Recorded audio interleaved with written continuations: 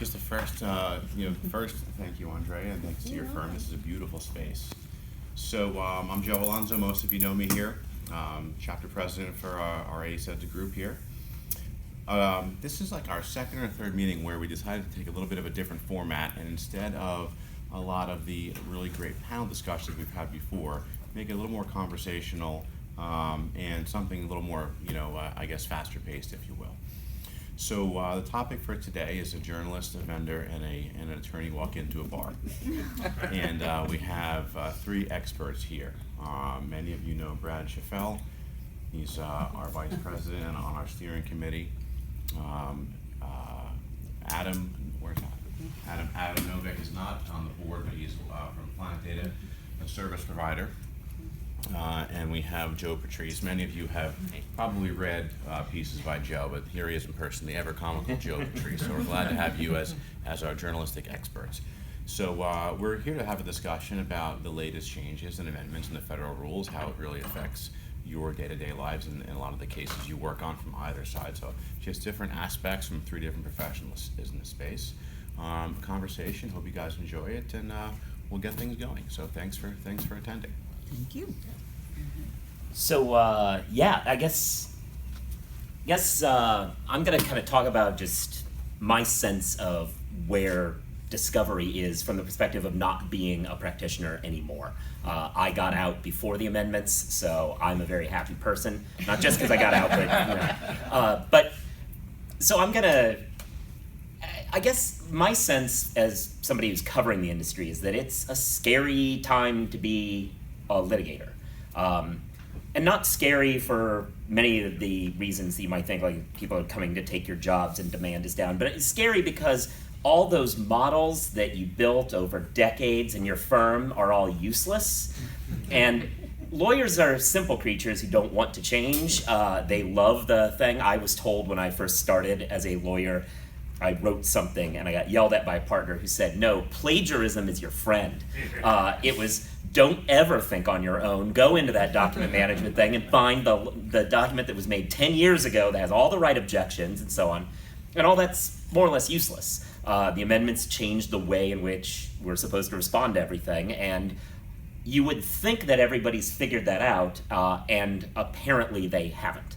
And a large part of the problem in discovery, and it's not so much about the speed, though that's, I think, what we're going to get into a little bit more, but in addition to making things harder, they pulled the rug out from lawyers from the sense of security they had that this is how you answer discovery, and a lot of folks aren't doing well with it. So earlier this year we had the Fisher v. Forrest decision that Judge Peck put down, which was kind of a scathing rebuke of lawyers who are lazy. I shouldn't say lazy, who feel too comforted by their old ways. And that was in February of 2017.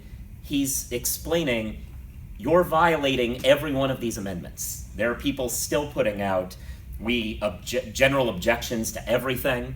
You can't do that anymore. The rules 34 now, you have to give specific objections. You can't just say, oh, it's all unduly burdensome and hope, and it'll be a catch-all for something later. You have to say, am I actually going to be withholding something based on this objection? Not just like, oh, I object to everything, but notwithstanding that here.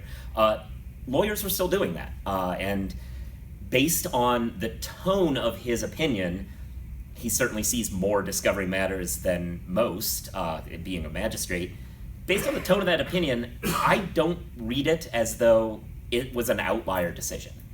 He doesn't say it like, this crazy person. He says, this is another time where I have to warn the bar. So I took it very much as most people 2 years after these amendments have happened still can't walk away from their security blanket. They're still putting out things that have general objections. This is unduly burdensome.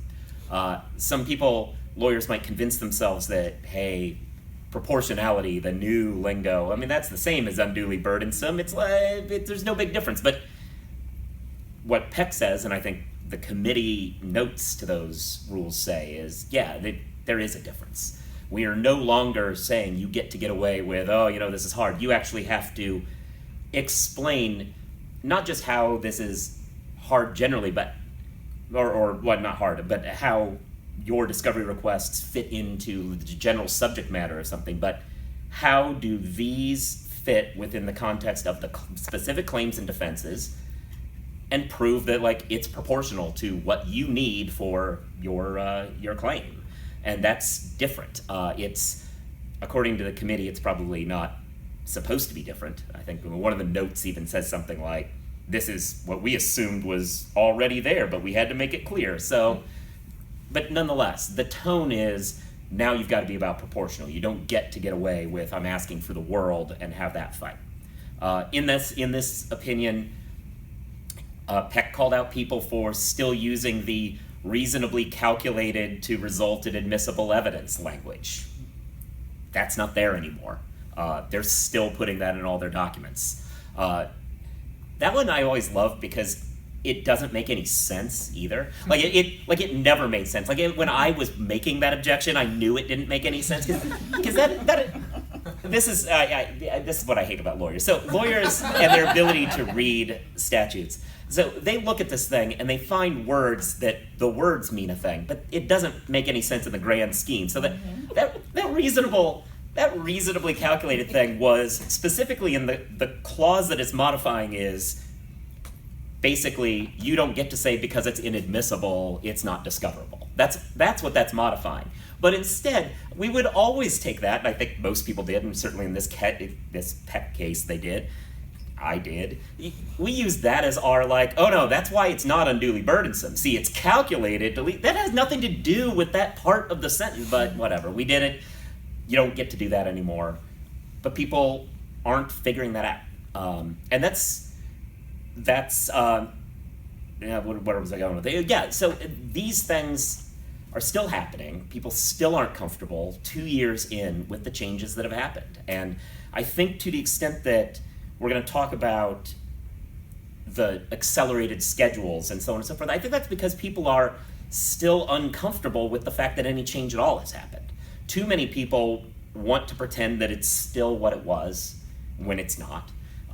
Too few judges are willing to call people out and say, well, that's not what it is. And until we kind of get over this hump and accept what the rules currently are, we're not going to start learning how they're broken all that well. Like, people are still going to get away with, scotch tape and spit getting around what the rules are asking for. And when actually following them straight up, we might start getting to the point where litigations start figuring out, oh, wait a minute, these rules aren't the right rules. These need to change for these reasons. We can start building up that body of law, but until lawyers start getting it, we can't really get to that next level. I think, and it's a mutual thing. I think part of the reason why decisions like this are still happening are because a lot of times both sides of the litigation kind of agree they don't want to do it the right way because they're both comfortable with the old ways, but they need to stop. At least until we can master what the right answer is. We know for a fact the old one wasn't working. This one may not be better, but that's not an excuse, So that's kind of in a nutshell what I'm seeing out there as far as the courts dealing with this. Obviously, there's other things, those amendments, that Rule 37 thing about where they basically took, if something gets deleted, you should have mercy on people, and said, why don't we get rid of that? Here's the various ways in which you can punish somebody. And none of those are new. Like, I had a case where somebody did all the bad things, and all of the provisions that are now in that rule were issues that you could find from case law, and we still made the spoliation motions the same remedies that are now in that rule. But the mere fact that they've codified it that way is a sign that it's a change of tone from please give forgiveness, and if somebody's been egregious, it's on the burden of the aggrieved to make the argument, to no, we are serious, we don't want you to mess with somebody's discovery. So that's kind of the other change, and another change that I think people are having a hard time recognizing is a real change.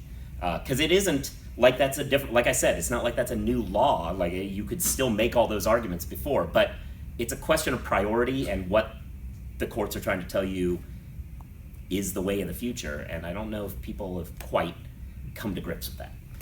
And until, it's a changing time, but lawyers need to kind of recognize that this has happened and start dealing with it is more or less what I'm seeing.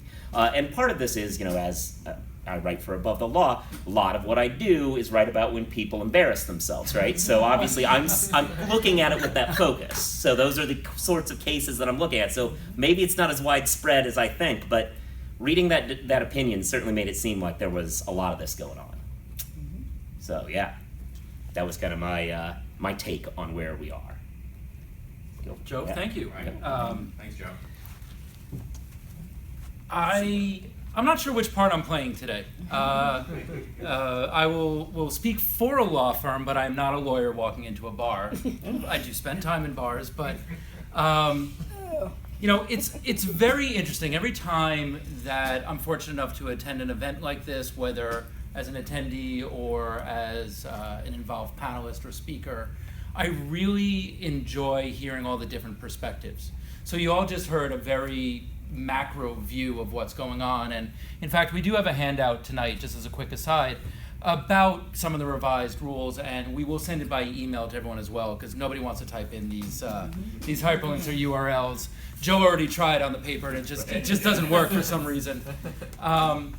So I'm a litigation support manager, and I have been for a number of years. I started my career as a paralegal and I've seen a lot of changes in the more years than I care to admit doing this. And what's interesting to me, especially with the proposed amendments that are coming up, is the difference in practice areas and how it affects.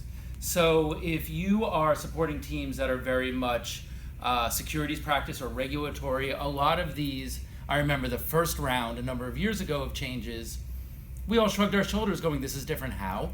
I have to produce electronically, I have to do native and TIFF. Okay, that's fine. I call that Tuesday. And it was always very much in our wheelhouse. And I find that still now. Many of the lawyers that my team supports, because we do a lot of securities work here, I work for WilmerHale, and our New York practice is very heavy into securities. We're not that concerned about it.